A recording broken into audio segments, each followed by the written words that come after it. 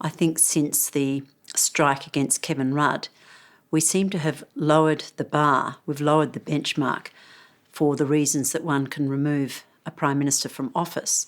And so over the last 10 years, that benchmark has been lowered.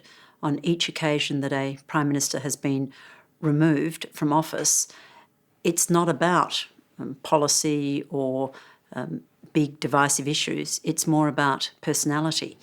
And so, in a sense, since the Rudd removal, no Prime Minister has been able to claim the protection of an electoral mandate. And that's why we've seen so many different leaders in such a short period of time. People are not afraid of the consequences as they once were. I mean, the idea of removing John Howard during his 11 years did enter some people's minds, but they dismissed it because the consequences would be too great. It was too significant a move. But now it's happened far too many times, and I think the public are responding. Why has politics, democratic politics, fallen to such a low? I believe that there are sections of the community who feel that they're missing out, that while a country like Australia is prosperous, they're not sharing in that prosperity.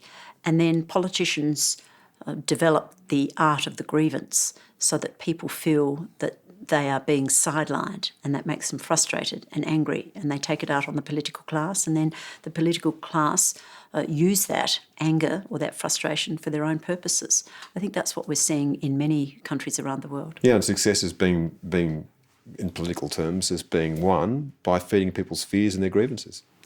That has been the case in a number of countries, and it's been some time since we've seen a political party campaign on positivity and hope and a brighter, optimistic future.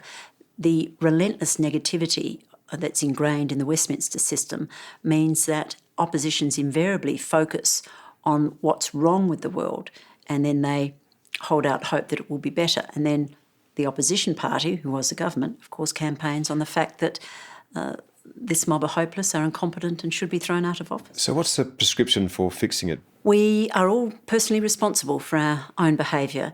It's very difficult to change an ingrained culture. It's very difficult to change the system because we inherited the Westminster adversarial system. But I think it's how we each behave. We're each responsible for it. It will take time. I don't suggest it's easy, but I still encourage people to consider politics as a career. I certainly don't regret it. Hello, I'm Liz Hayes. Thanks for watching. To keep up with the latest from 60 Minutes Australia, make sure you subscribe to our channel. You can also download the 9Now app for full episodes and other exclusive 60 Minutes content.